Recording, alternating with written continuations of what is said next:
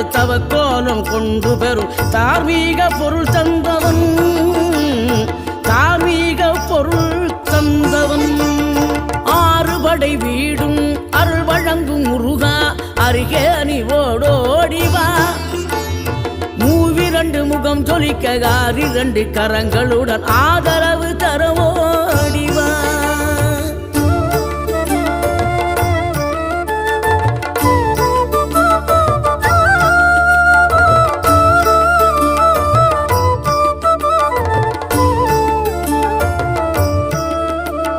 சினம் கொண்ட என் மனதை இனம் கண்டு அருள் செய்து வளமா